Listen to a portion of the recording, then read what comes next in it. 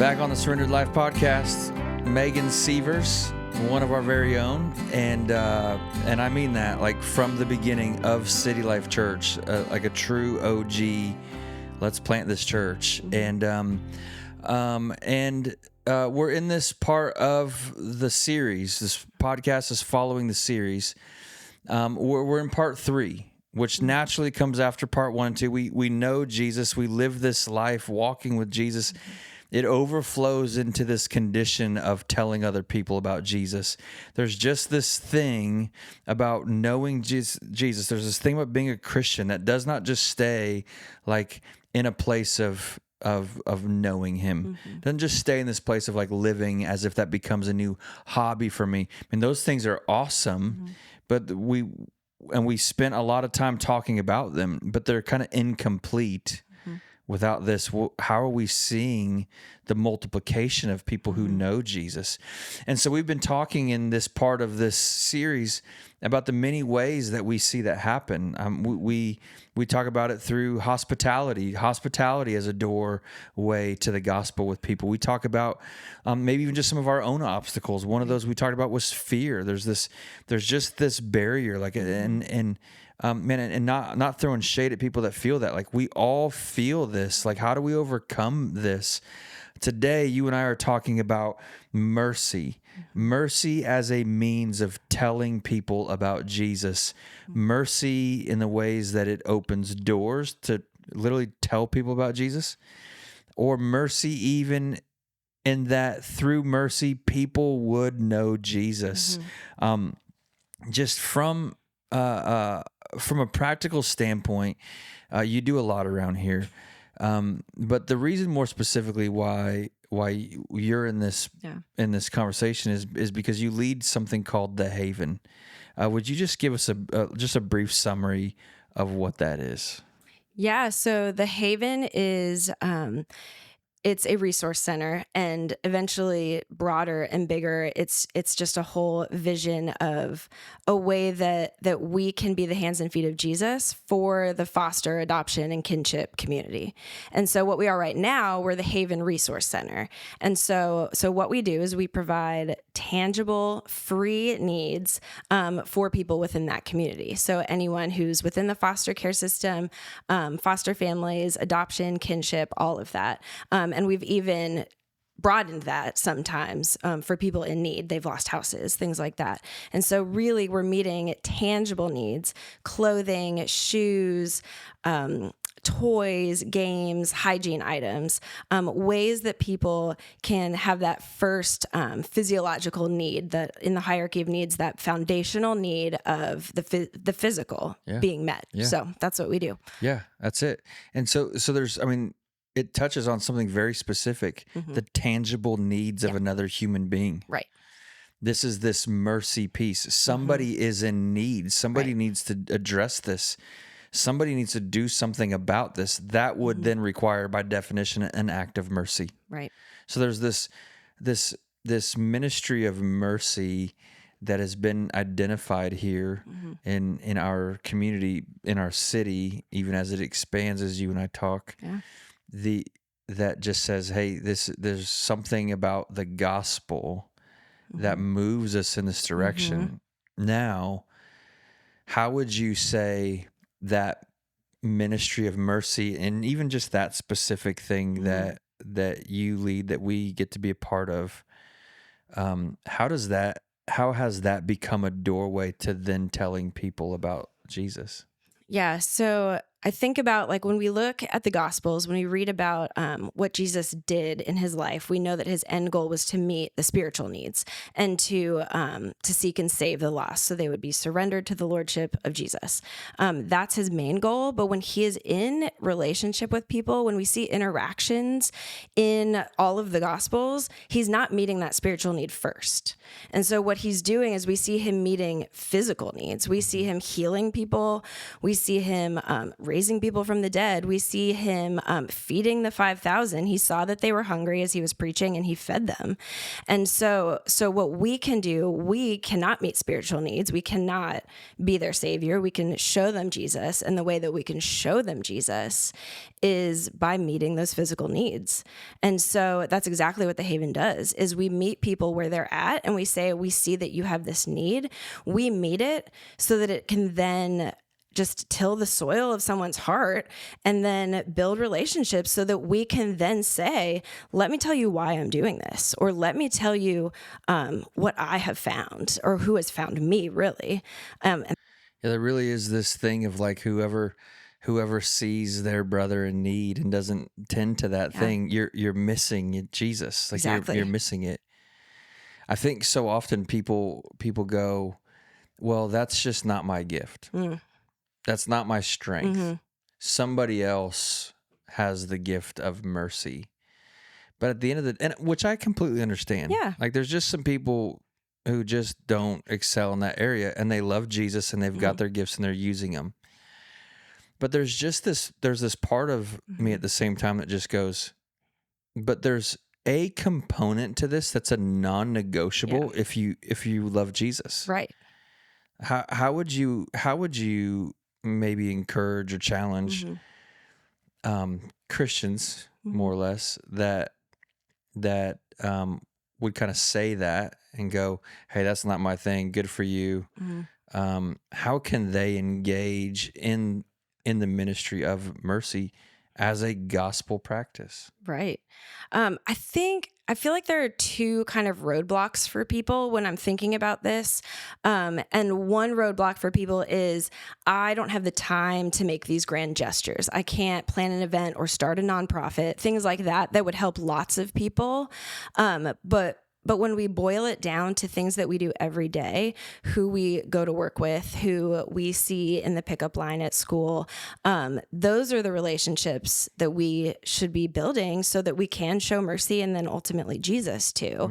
And so that's that first kind of roadblock is we want to do these big things, but really it's just in the taking groceries to a neighbor. It's in the sending a text to a friend who just had an interview. It's those little encouragements that we can give people that everyone has time for and everyone can do.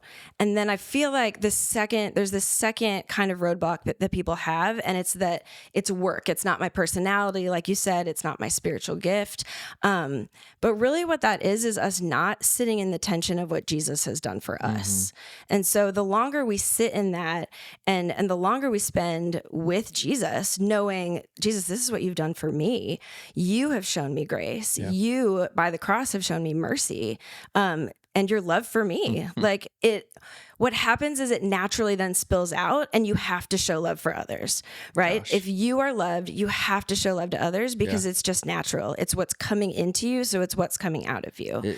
This is gonna, for the people who listen to this podcast every time we do it, they're probably laughing a little bit right now because I've kept addressing and really highlighting what you just said. Perfect. Every single time somebody says the same thing. Amazing. Like you've just, one of the greatest acts of awareness that might move you in this direction, or in any growth direction that is for the mission, forms you, shapes you as a disciple, draws you closer to knowing Jesus, is just longing for, paying attention to the things that contribute to your own overwhelm of who he is in your life, what he's done in your life. And then from that, there's not a lid for that. Right. And I think we try to put a lid on that. Like, well, that's it. That's awesome. That's the extent of my Christian experience. And it's not the extent of your Christian experience if there's not an overflow that sees more people come to know Jesus. Absolutely. Mercy being another way that can happen. I think we live in this culture where that's arguably very self-serving. Absolutely. And we tend to fill our time with self-serving things. I think we even find ourselves moving in the way of serving, but in a way that's really self-fulfilling, not entirely selfless, right? Even though it's a good thing that's being done. Maybe some of the motive is different. But then we get to this place of something like the Haven, where I think we're in this time where people just kind of, the onlookers go, that's really cool. That's really cool that you guys do that. But then that can sometimes even shift into this, how can we be a part of that? Right. And there's this, I think there's this increasing desire to do things like this, regardless of the motive. Like, we'll let Jesus work that out, right? Like, we asked the question, what is a need in our community? And then, long story short, right, this is what emerged. Right. And just one thing, there's many needs. There's hundreds of needs in our city, in every city. And, but this is just one of those. Why aren't we asking those questions as much? Like, what is it about human beings that aren't as concerned with the needs of others? Or are we, and we just don't know what to do with it? I'm really asking an open-ended question, like more conversational than like, here's the direct answer. We've had a few people just really express how shocked they are that the church is doing this. The church is doing what? Yeah. That just feels like we shouldn't be as shocked by that, and that should be a norm. Agreed. I mean, you had the earliest Christians. This was the greatest form of evangelism. Yeah. Was digging catacombs for poor people in Rome, taking children off of front porches. People were dropping children off on Christians' doorsteps. Right. The first hospitals in existence were founded by Christians. Yep. And then the church goes, we started a resource center for foster dog. You guys did what? Yeah. What are we missing? Yeah. I mean, I think there's so many things. You touched on it earlier, just that like self-serving. We live, especially where we live, Mount Pleasant, America in general, comfort is an idol, right? And if the enemy can't attack us in certain ways, he'll just make us comfortable, right? And so the more comfortable we are, the less that we think everyone else is also then that comfortable. And it's hard to see that there are needs. First of all, we get in these like bubbles of relationship in our churches, and we think that everyone is like us. And all it takes is a drive down rivers or, go to another country, to just see that people live so differently. And so I think part of it is awareness and wanting to be aware, because so many of us are just we don't want to be aware. We're good with our personal Christianity and our relationship with Jesus here. But like you said, there's a lid to that. And that's comfortable. Okay. When we have to start dealing with other people, especially non-believers, that makes people uncomfortable. I think that's part of it. And then I also think, like you said, people don't know what to do. Then they're like, now I see too many needs. So then the whole opposite end of the spectrum, it's overwhelmed. How I can't do anything because everyone needs help. The world is broken. People are broken. And so finding that balance between just helping in like rhythms of helping, habits of helping, like like we said, the more relationship you have with Jesus and the more you see what he's done for you, the more that you will just naturally start to help people on a smaller scale. And then, finding those organizations like the Haven. What's so great about the Haven is you can serve in so many different ways. We have donors bringing in clothes that they no longer need. That is a huge way to serve the community. Getting rid of what you call trash or what you call doesn't fit you anymore, things like that. That is serving the community in such a small way, let alone being able to actually serve at the Haven and meet these families and engage with these families and then eventually pray and tell them about Jesus. I think people don't see that there's room for people go, well, I don't have the gift of mercy. Right. There's room for every gift in mercy ministry. Right. So take the Haven, for example. Like you go, well, I'm not called to be a foster parent, or I'm not gifted to engage in those families, or I don't know anything about that system or how it's structured. I couldn't contribute to anything to that. I don't have time to go and help sort clothes. I don't, and I think we could probably walk it down and go, no matter what your gift is, we could find a spot for you 100%. in the Haven. And this isn't just a plug for the Haven, but what we're really saying is no matter what it is that there's an area of need, what is your gift and how can we help show you where that fits and what's being done there. Right. Like the Haven, we're in a phase with the Haven right now. I'm going to drop this. Blow it up. Where we're if you're like, I can swing a hammer. Well, we've got a spot for you. I can paint, I can clean, I can fix, I can do technology, I can write, I can produce content. I can write checks. Lord, help us. Lord, send people and a giving ministry directed a mercy ministry called The Haven. Like these kinds of things, though, literally I'm in a conversation with a guy who was sitting at the cigar shop, called me and just said, hey, I met a guy. He really wants to serve with his finances in areas where there's need. Come on. And tells him about The Haven, like genuine need in those things. Yeah. So I think you use the word awareness. I think we're cutting ourselves short by just making these excuses. Well, I'm just not good at that. Agreed. How could somebody see gospel fruit in a work like The Haven? Yeah. I think, like we were saying, that all we're doing, people might say, is meeting tangible needs, right? It's just a pair of shoes. What good can a pair of shoes do? And then we look at that child who was able to come pick that pair of shoes, wear them with confidence to school, and then gain the confidence to talk to their foster family about what's been going on in their past, things like that. And then the foster family can pray over them, or even just being in the space. Like The Haven is prayed over every time we're open. And the Spirit is in that place. Like the Lord is in that place, where two or more are gathered. That's where He is. And we've had people come in and say, like, I just feel the Spirit in this place. And those are believers, but non-believers don't know what it is, right? But they come in and they feel this sense of safety and security in a haven, which again, the name, but they feel that, and they just ask questions. Why are you doing this? How can you be doing this? I get to take as much as I want.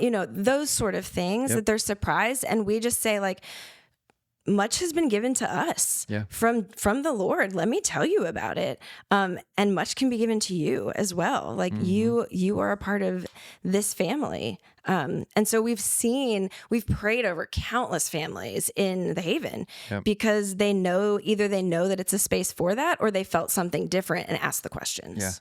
Yeah. Thanks for doing it. Yeah. There's so much more we keep talking about. I love that we just have something tangible like The Haven for this conversation. There's two things happening here, right? Yeah. But The Haven is expanding to, Lord willing, The Haven is expanding to North Charleston. Let's go. And in a community where that you can see the need. You can see the need. It's right there. It stays in Mount Pleasant. We add North Charleston. And man, we're praying that this opportunity with this building goes through, but that needs those things that we talked about. So for everyone who's watching this or listening to it, memorize the name Megan Seavers, this face, Megan at citylifecharleston.com. And let her know how you can be a part of it. Megan, thank you for being in this conversation, thank you. For modeling these things, not just talking about them theoretically, but going, no, we're passionate about this. We want to do this, and it's because we want to see people know Jesus. Amen. Thank you. Thank you.